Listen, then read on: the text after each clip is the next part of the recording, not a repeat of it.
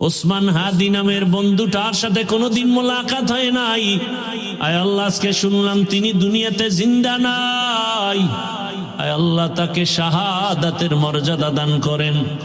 আয় আল্লাহ, দেশের দরদি, জনগণের দরদি, দ্বীনের দরদি যারা, কুদরতের দ্বারা তাদের হেফাজত করেন আল্লাহ। আর যেন কানে না শুনি, যুবক নাই, তাজা প্রাণ ঝরে পড়েছে। ওসমান হাদি নামের বন্ধুটার সাথে কোনোদিন মোলাকাত হয় নাই।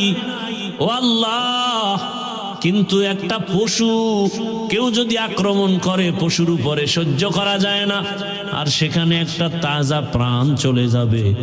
আয় আল্লাহ, এটা অন্তরকে মানানো যায় না। আয় আল্লাহ তাআলা, আপনার কুদরতের ফয়সালা। আয় আল্লাহ, আজকে শুনলাম তিনি দুনিয়াতে জিন্দা নাই। আয় আল্লাহ, তাকে শাহাদাতের মর্যাদা দান করেন। এরকম আমার কলিজার যত যুবক, তাদের নিরাপত্তার জন্য আপনি কুদরতের দরজা খুলে দেন রে আল্লাহ।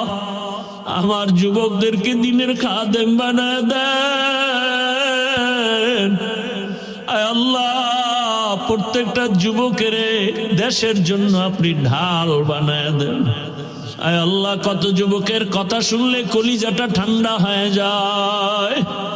আমরা দিনের কাজ করি, দেশের কাজ করি, জনগণের পেছনে খেদমত করি এক লাইনে, আর আমার যুবক বাবারা কিছু আছে তারা ভিন্ন লাইনেই দেশের জন্য কাজ করেন, জনগণের জন্য কাজ করেন। আয় আল্লাহ, দেশের দরদি, জনগণের দরদি, দ্বীনের দরদি যারা, কুদরতের দ্বারা তাদের হেফাজত করেন আল্লাহ। আপনি ছাড়া আমাদের আপন কেউ নাই, আপনি ছাড়া আমাদের নিরাপত্তা দেওয়ার কেউ নাই। হায় আল্লাহ, ফেরেশতার দ্বারা নিরাপত্তার ব্যবস্থা করে দেন আল্লাহ। আর যেন কানে না শুনি, যুবক নাই, তাজা প্রাণ ঝরে পড়েছে।